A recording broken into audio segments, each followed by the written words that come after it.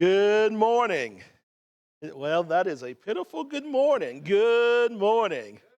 All right, we're thankful to be here this morning. Thank you, Joy, for leading us in those songs. It should have been a greater good morning than that because we have led in worship, come before the throne, and we are so very grateful to be here in God's presence. So grateful to be here on the first day of the week to encourage one another. I'm very thankful to be here, thankful to represent Heritage, and thankful to be here to preach this morning.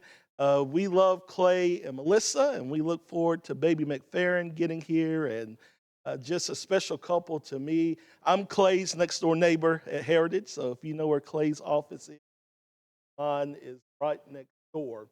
Our text this morning comes from Luke chapter 18, verses 1 through 8. And as we set up this text, I want to throw a phrase or a year at you. The year is 2020. 2020.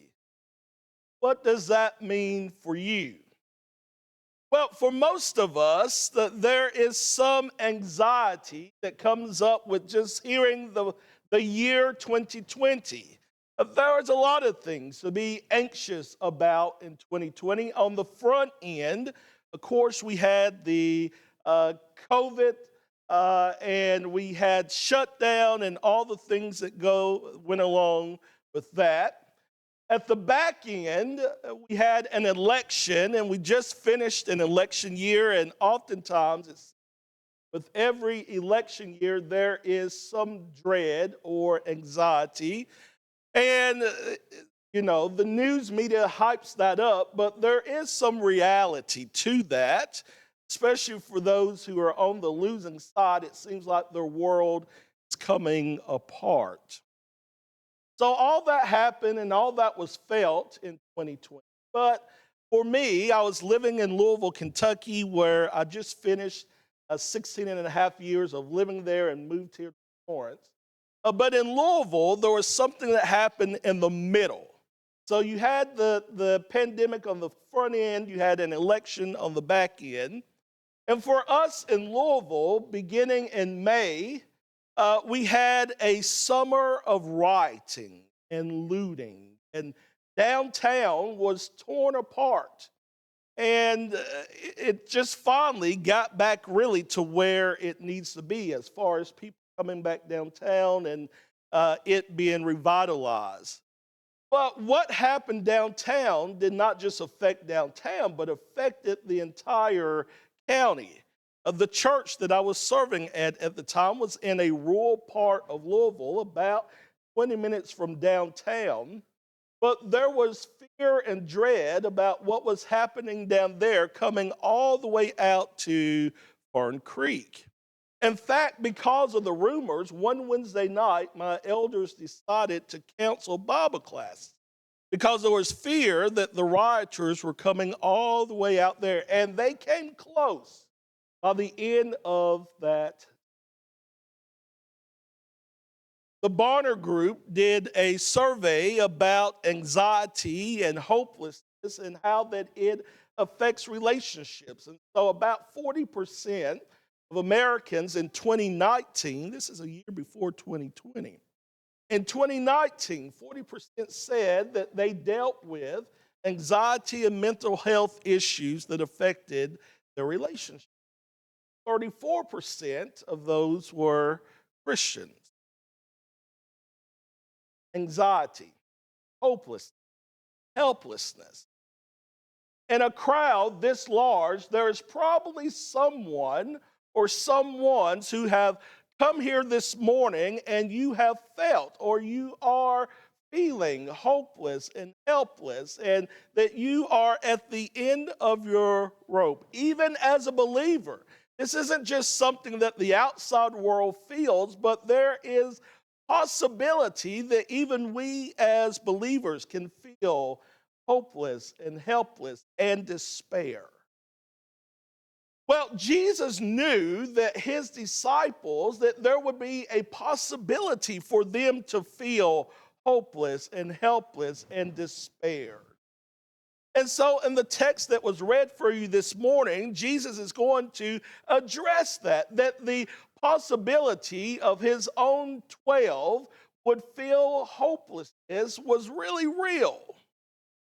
And although we will never probably be able to come as close to the possibility of despair and hopelessness that the disciples and the apostles felt, because after all, 11 of the 12 met an unfortunate death. John didn't have an easy life, although he lived to an old age.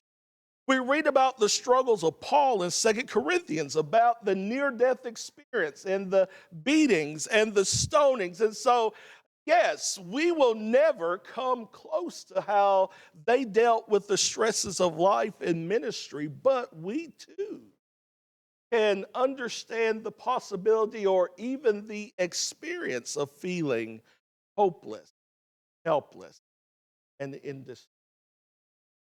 And so in Luke chapter 18, Jesus is going to tell a parable, and he's going to teach a lesson about feeling hopeless and helpless and in despair. The context for the parable in Luke chapter 18 comes from Luke chapter 17 and verse 20. In Luke chapter 17, the Pharisees are asking Jesus about the kingdom. And so at the end of that chapter, Jesus is teaching about the kingdom. The kingdom is going to come unexpectedly.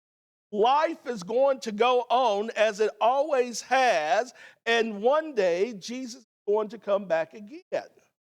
Well, we read throughout the New Testament about how much even that causes some to go into despair and hopelessness, because you would think that Jesus was going to come right back. And yet in their lifetimes, Jesus did not come back. And in our lifetime, he has not come back yet. And so for many, that within itself causes despair and hopelessness, especially when life happens. And the longer you live, life is just going to continue to happen, and the stresses of life will happen to you and to me. The sadness that some events in this life occurs will cause us to go into hopelessness, helplessness. So as Jesus is talking about the kingdom and about his coming again, he knows that in the interim, that his own disciples will have a possibility of coming to hopelessness and helplessness here. And so he tells this parable in Luke chapter 18. In fact, he helps us out in verse number 1, and he tells us why he's saying, or why he's going to tell this parable. He's going to tell this parable to remind his disciples, to tell his disciples that when those moments of hopelessness and despair happen, don't give up. He says, always keep praying and don't lose heart. So no matter what may come your way as a believer, remember, always pray and don't give up. So that's the message in a nutshell. And then Jesus goes and tells the parable. So what's the parable? The parable has two characters. The first character is a judge, but he's not a very good judge. The text says in verse number 2 that this judge does not fear God, and he has contempt for man. He does not even respect his fellow man. This is probably not the judge that you want to bring your case before. If you're looking for a fair ruling, this is not the man to bring your case before. Perhaps if you are rich enough to bribe him and to give him favors, then that is the man that you want to bring your case. But then Jesus introduces us to a second character, and that is the character of a widow. And Jesus says that it is this widow in verse number 3, it's this widow who's going to bring a case before the judge. And in a first century context, Jesus' original audience would have went, oh no, oh no. If ever there was a picture of disparity and hopelessness and helplessness in the first century, it would have been the picture of a widow. And this is the case, the same case for the Old Testament as well. You remember the story of Ruth and Naomi and how hopeless and helpless they were as Naomi brings Ruth into back into God's promised land. And Naomi really doesn't want her to go because Naomi knows that a widow is not a good state to be in. It's not a good status to have. That a widow without any sons, which is the case for Naomi, and Ruth has no husband and no sons as well, then they would have to rely upon the charity of others. In fact, the law of Moses puts into place some safeguards for widows, but it wasn't enough. To be a widow in biblical times was not an ideal situation. It was not one in which you would have been pretty good. Naomi, remember, changes her name to bitter. That's exactly the state that a widow found herself in. A state of bitterness and hopelessness, despair.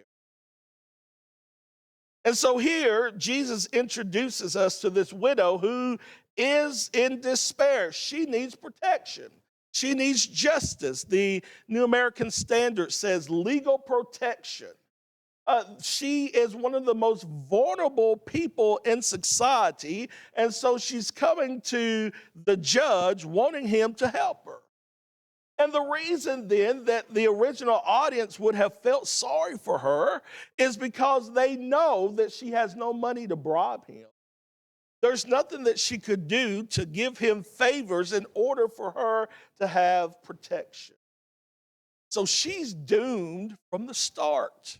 There's no way she's going to get what she. Jesus says that she's very persistent, which again, the original audience would probably have said she's foolish. We already know that the judge, he doesn't fear God, so he's not going to do anything out of respect or out of fear of God's wrath and judgment. And he doesn't like people. He doesn't respect people. So he's not going to have sympathy or pity upon a widow who needs some protection or justice, depending on your. Jesus says she keeps coming. She keeps coming, and she's persistent. How do we know that she keeps coming? Because the judge himself tells us that she keeps coming. Look at verse number 4. And for a while, he, that is judge, was unwilling, that is to give her what she needs, justice, legal protection.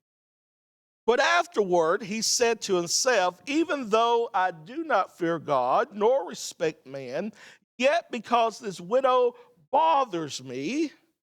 The Greek there is very interesting as we get to the end of this text. I will give her justice or legal protection, lest by continually coming she wears me out. The Greek there could also mean gives me a black eye.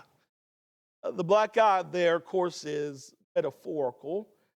This widow's not going to give him a black eye, but he's saying that this widow is going to keep coming and coming and coming, and she is going to wear me out. Now, why does Jesus tell this parable in this way? He tells this parable in this way, or he gives the message in this way, in order to show who God is. The judge, of course, is the one who has the authority to grant the widow what she needs. God is the one who has the authority to grant to us what we need. And Jesus tells this parable in order to show the first lesson. Jesus tells this parable in order to show that God is not like the judge. Again, is someone who is corrupt, is someone who is only after what he can get. He is only pushed by his own selfish desires. And the only reason why the judge gives in is because he's just tired of the widow coming to him day after day after day. When we have our moments of hopelessness and despair and helplessness, Jesus says we can go to God because he is not like the judge. That it is God who wants to hear from us. That when we go to him with all that is on our hearts and minds, when we're wanting God to help us out in our situations, we can go to him and it is not a bother. We can go to him and with assurance we know that he will answer prayer. That's why we are to pray always and not give up. The widow would not give up going to the judge. And so we do not give up in going to our God.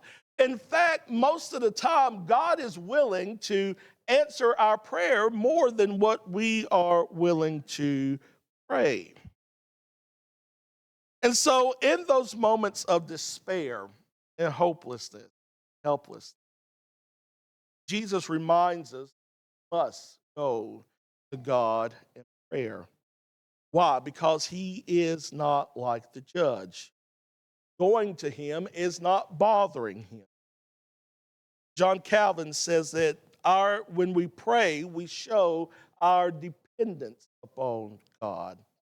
And who else can we turn to but to God when we are in need of help? So that's the first lesson. That God is not like the unjust judge. The second lesson, and scholars are torn on this, either they will say that we are like the widow or we're not like the widow. And I happen to believe that what Jesus is teaching us here is that we are not like the widow.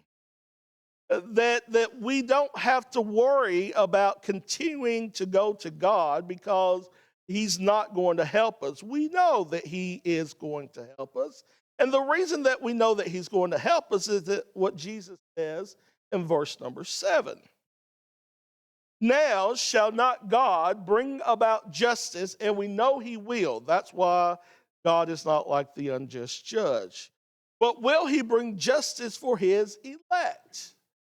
For those who have been called by the gospel and have obeyed the gospel and now a part of God's family, will he not help us? The answer is yes.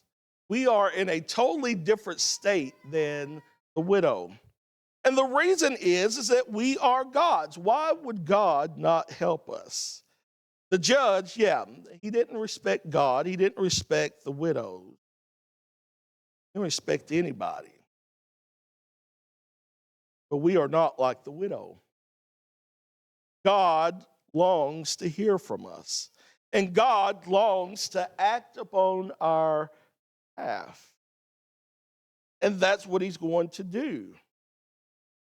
But the third lesson that we have this morning within this text is this,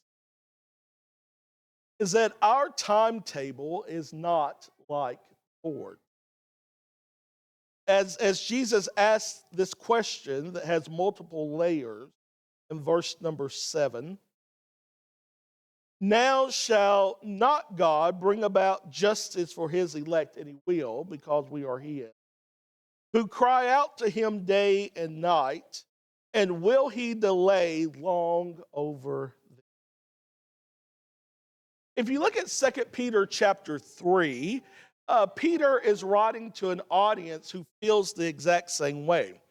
Jesus has been delayed. And so there are some who have gone throughout and said, oh, he's already been here. He's already come. And so that brings hopelessness and despair because they think if Jesus has already been here, then why hasn't he gotten me? Peter tells his audience that that is not the case. It is not that Jesus has already been here, but God is delaying the return of Jesus so that all would come to repentance. And so we are reminded, he quotes from Psalm 90, where he says that for God, a day is like 1,000 years, and 1,000 years is like a day. We are reminded that our timetable is not like the Lord's. Will he answer our prayers? Yes, he does. Yes, maybe no, maybe not now, but he always answers. Will he come to our rescue? Yes. Will he make everything right? In the end, he will. And so we remember as we are in these moments that God is a just God, that we are his own, and that his timetable is not our timetable. But when he acts, Jesus says, it will be quickly. It will be hurriedly. That he will act, and will act on our behalf. So will he act? Yes. On our behalf? Yes. On his own timetable? Yes. And that is what gives us hope. What helps us in those moments where we are feeling, where we are despaired and feel hopeless, helpless. That we serve a God will act on our behalf. And he says at the end of verse number 8, however, when the Son of Man comes, will he find faith? Will he find the faith, depending on your translation, on earth? So Jesus is asking, what type of faith will he find when he comes? Is it the type of faith that is praying always? Type of faith that will not depart, will not give up? That's the type of faith that he wants to find comes. Our faith is what grounds us, and our faith is what ensures us and gives us hope that God is a just God, that God will send his Son again to make all things right, and that when that happens, it will happen quickly. Why? Because he loves us so. Turn to Romans chapter 5. Paul says it in this way. In Romans chapter 5, a very familiar passage, one that also gives us hope. In Romans chapter 5, between verses 6 and 11, Paul describes us before Christ in 4 different ways. Paul describes us before Christ, before we came to know Christ, as hopeless or helpless or weak. We were ungodly. We were sinners. We were enemies. Right? So depending on your translation, you can have weak or helpless. That's one way he describes us. He describes us as ungodly, describes us as sinners, and he describes us as enemies.